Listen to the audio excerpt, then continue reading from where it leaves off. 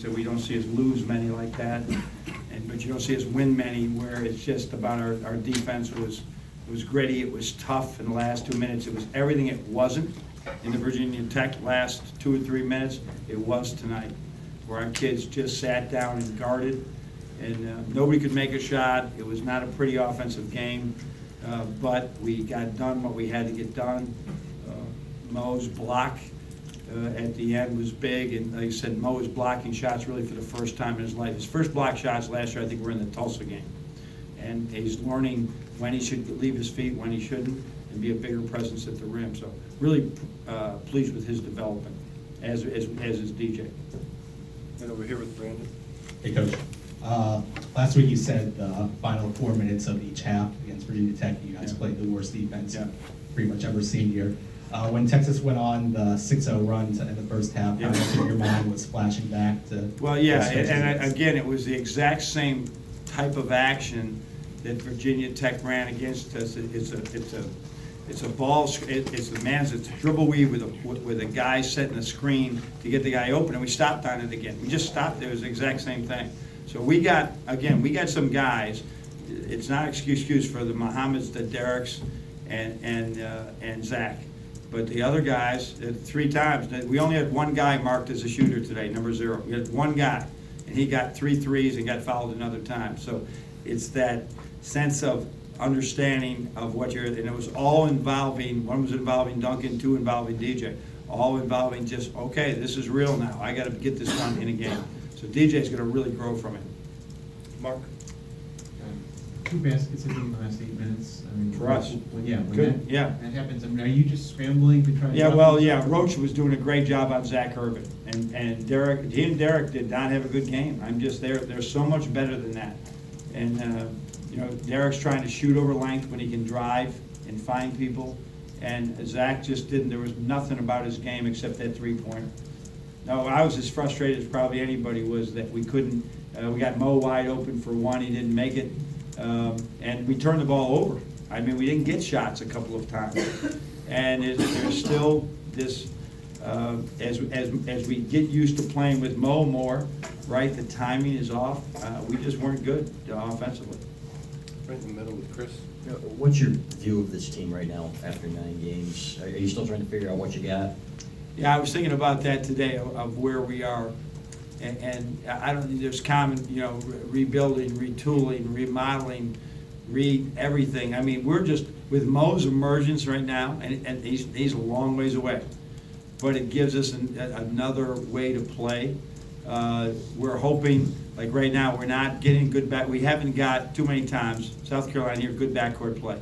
And we're better than that. And we got to get those guys so that they can perform better in these games.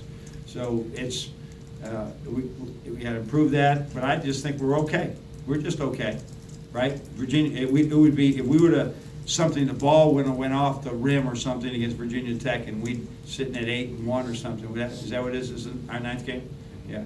It probably, we're not that good yet. We're going to have to play much better than this in the Big Ten. Right in front of Noah. Johnny had fouls to give at the end. Yep. What were sort of the instructions there? Yeah, we knew we had fouls to give, and that's got us in trouble before, where we whiffed on somebody and gave them an open shot. So basically at the end, I called the timeout.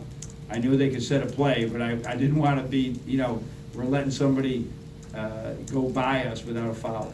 So we had 2 to give at that time. So we said, we got anything out, right, that a couple seconds we're going to foul them. The other thing was, we told Derek, do not let Roach get the ball. They're going to play through him. And then the ball ended up going into number 0, and he ended up, you know, getting the ball out of bounds. So we tried to cut off the head of the snake and make sure you get it. But anything that came out, we were probably going to foul after 4 or 5 seconds. But they probably were to go right north-south and keep use both of those in those last 14. Right in the middle, back with Brandon. Mo's obviously a guy who seems to know where he is offensively, you know, where the basket is and kind of how to score stuff. Yeah. Since he's been here, how large has the gap been between where he knows where he is offensively to him knowing where he is defensively? I thought he's making major steps defensively right now. I mean, I was shocked when I wanted to make a defensive substitution at the end, and put Mark in for Mo, and Billy said, no, Mo's really hedging the ball screen well. So we stayed with him down the stretch. That he has been, as again, he'll ask me questions. We joked about the language barrier. There's a lot going on in that huddle that is English, and he's very good in German, but I think we take it for granted. He misses some things here and there that I'm picking up more on, that we just gotta sit and explain it more. But the growth is, offensively, he was probably here, and defensively, he was here. Well, he's rising here, but this is rising too. For that possession, you're talking about the one before the block, when he kind of just backed up and just had his hands up on just the straight Yeah, stuff. yes, turning yeah, and turning yeah, over. there was the two plays. Yeah. I think he was involved in the one with Mack on the baseline as well. Those would have been fouls last year, wouldn't they? And they would have been to the foul line, to go in front either time. Your middle right with Andrew. Two-parter on Muhammad, what is your message when shots aren't falling for a player, and do you feel are you pleased with what he's giving you besides? Now, he's got to be a better player than he's playing, and he just got to continue to work. He's lost a little confidence right now, and he's got to go out there but there's no, with all our guys, if you're having a bad offensive game, it doesn't mean you're going to have a bad defensive game, and that with Muhammad's not alone. That affects his defense.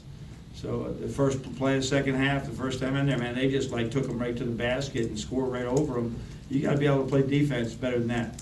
So that bigger lineup without him, is something you'll see more as we try to figure out what's best for this team. Over here with Mint. 3 of your starters played over 30 minutes. I think Derek won at 39. Yeah. How much of that was you not wanting to dip at your bench, and then how much did you not having to play for 5 days affect your strategy tonight? Well, knowing that we have a day off tomorrow, I think a little bit differently. I did make sure that X got in there for 3 in the first half, just to give Derek a little bit more of a rest, just get him off his feet and get Zach off his feet as well, like Zach said, for 3 or 4 minutes as well.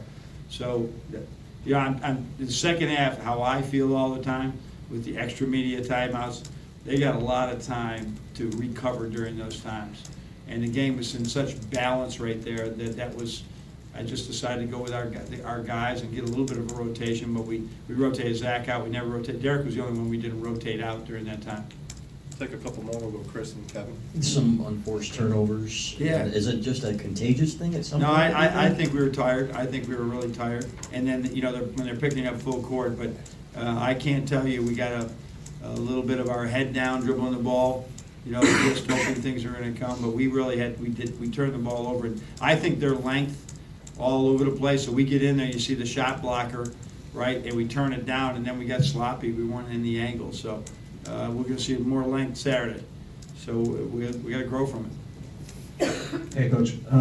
Something less technical about Mo. He always seems to get so jacked up and into the crowd. Is that something you've given him free rein to do? Absolutely, absolutely. This is a team that is not.